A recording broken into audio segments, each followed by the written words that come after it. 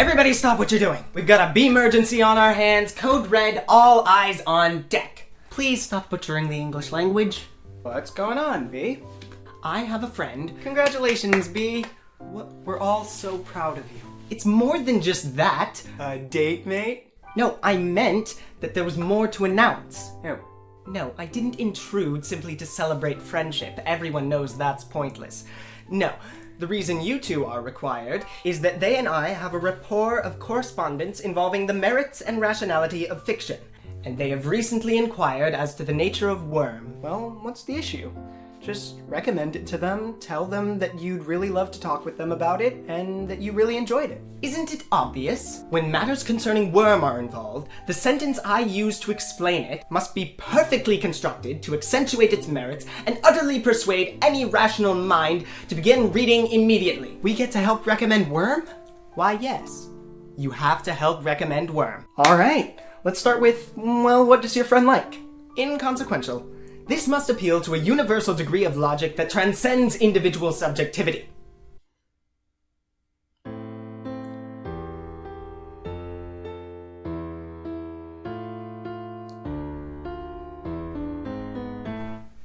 Well, the characters are really relatable and fun to read, and there's these awesome... Hey, you're fired. See? Go. Well, we could start with how Worm is a reconstruction of the superhero genre, which underwent its deconstruction with Mark Waid's Irredeemable and Alan Moore's Watchmen, deconstructive parody with classics like Deadpool and How It Should Have Ended. Wait, hold on. Yeah? I feel like Worm's more on the side of a deconstruction than a reconstruction. What? No. Jay agrees with me. Not a deconstruction. Well, why not? B. Tell him why. What you doing there, buddy? Speed reading. Missing things. Well, I haven't exactly had adequate time to prepare for this discussion now, have I? Terminology is not my strong suit. Because you have no friends? I have friend, as of recent developments. How recent? What time is it? You can tell us if you don't know what something means, B. Besides, I think you'll really like this one. Very well. I am willing to learn.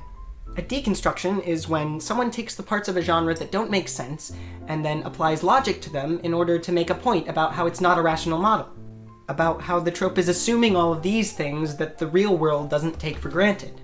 That sounds precisely like my kind of fiction. Applying movie logic ad absurdum. The speedster ages more quickly, the kid heroes are traumatized, Belle is burned as a witch, the American dreamer crashes and burns, and Superman doesn't live his normal life because people he could have saved would be constantly dying when he's off duty. So then a reconstruction would be the reintegration of those logical critiques into something that fits the genre's category in a metamodernist fashion.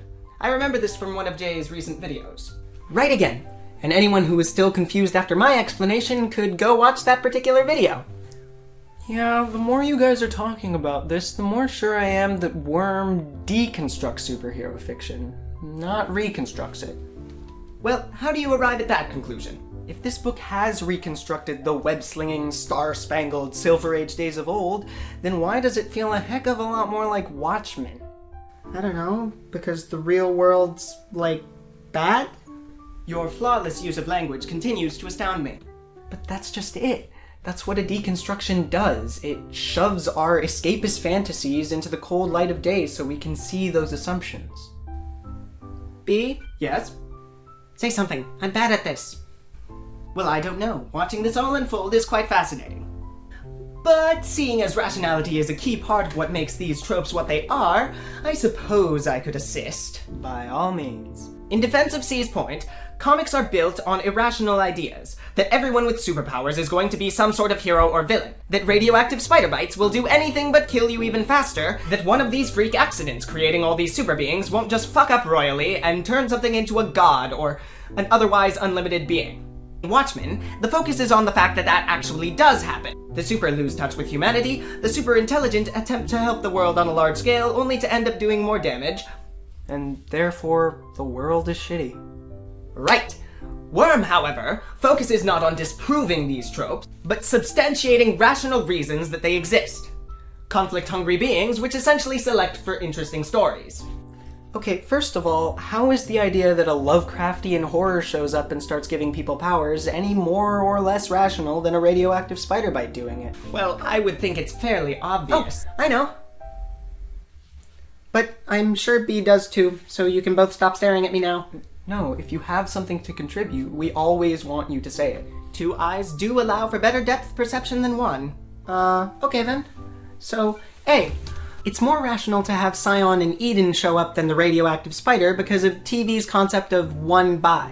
Typically in speculative television, you get one supernatural element for the show to focus on. And Worm has taken this one. Instead of having radioactive waste and spider bites and super serums, the entities collapse all of that into one. One. And the reason the one by is so important is that audiences are no longer forced to stretch their suspension of disbelief over every single new supernatural development, because they all originate from the same source. Right. And in that line of reasoning, Worm excels, because the entities are responsible not only for how the powers come to be, but how they are used. We are asked, by the Marvel Universe, for example, to believe that powers find themselves, by sheer chance, being wielded by outcast teenagers, and/or adults with some sort of vengeance. That they all produce unique effects that are replicated 1 or 2 times at most, despite being scientific accidents. Ergo, I no longer suspend my disbelief. In Worm, however, the entities serve as the cause for this as well, so that nothing within the logical system of the world breaks its one by. Therefore, it's definitely a reconstruction. Took in the logical critiques, spit out a world that works pretty much the same despite them. Textbook. But then why does everything suck? Watchmen wasn't just about how these kinds of random superpowers don't happen in our world, but that it would be awful if they did. Maybe Worm does justify its tropes in a more logically coherent way. Fine. It is certainly more realistic by a fair margin, if one were to measure realism by the amount of distinctions the fantasy world has with our own. Right, yes. Worm absolutely justifies its tropes. But within the themes of the story and what it's trying to portray, those tropes aren't a good or sustainable thing for real people to continuously deal with. The superhero universe is a dark and dangerous and horrible place to be. There's fucked up powered people, awful utilitarians, a corrupt justice system, and your city could be attacked by Water Godzilla. Well, so? So the original superhero comics were escapist fantasy, or at least somewhat happy. Superheroes are and always have been lighthearted, and Worm is not. When our teenage outcast parahuman gets the giant power-up to fight the big bad in the final act, all I can do is cry. And that's not a very reconstructive take. Well, but it's, B? I think that we are conceptualizing this all wrong. Of course you do. Well, how so? Are you gonna lead another crusade against language? Because I just bought a new unincinerated dictionary and I'd love to keep it that way. No, not this time. That is a battle that must be prepared for. No, the reconstructive-deconstructive lens is actually a productive way to frame stories, so I only have as much of a problem with the terms as I do with language in general. But why must Reconstruction have to apply to a work at large? Because it says so on the TV tropes page? Are you gonna start attacking terminology itself again? Hang on, I'm listening.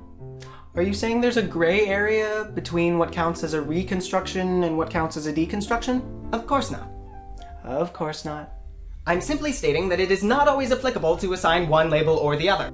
While it is true that some works exist solely to reconstruct or deconstruct a single aspect of a single thing, such as the Irredeemable comics, which apply real-world logic to the Superman fantasy, this is not always the case. A story may exist to deconstruct one notion and reconstruct another, and thus the term reconstruction should be used to describe the relationship between a sequence of a story and a particular trope.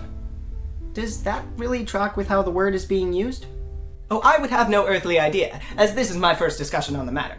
Fortunately, that is of no consequence, as I am definitely correct. Great. Good to know. So, just as an example, we could say that while Young Justice doesn't exist purely as a reconstruction of it was all a simulation, one episode does reconstruct that trope by focusing on the interpersonal consequences of what occurred, and framing the device in a way that emotionally impacts the characters. Or that Worm's migration arc serves as a specific deconstruction of the classic isekai. It does? It does. Leader of Happy Gamer Group with shades of the five-man band is sucked into the world where superpowers exist. Yeah. They find vials containing particularly strong powers. They make a name for themselves as a team. Except none of it goes their way. It's portrayed as deeply traumatic, and they were smaller parts of someone else's plan for the universe the whole time. You have grasped part of my critique. And with your brilliance, what more could we have hoped for? See? Mean. Sorry. I didn't mean for us to divide the story chronologically, but aspecticalogically. That's not a word. You're not a word. So a part of the story as in plot, character, setting, rather than Arc 1, Arc 2, Arc 3? Precisely. As C and I have iterated, Worm takes the tropes of a superhero world and creates a system which logically results in all of them with only one buy. Will you deny that that is a reconstruction? Well, I guess not. But as you have pointed out, all of Worm's feelings, they exist. I think we can agree on that. Therefore, Worm reconstructed the status quo in order to dispel the illusion that the world would retain the lighthearted tone that many comics portray it with. Alright, you've sold me. So it really is just Watchmen, but as a longer, less linear epic. What? No, absolutely not. Okay, maybe not. Whereas Watchmen deconstructs the tropes themselves, Worm reconstructs the tropes in order to deconstruct the escapist fantasy. Which makes it an even more thorough deconstruction of the superhero genre than Watchmen was. There it is! There what is? Why, that is how I will describe Worm to my friend.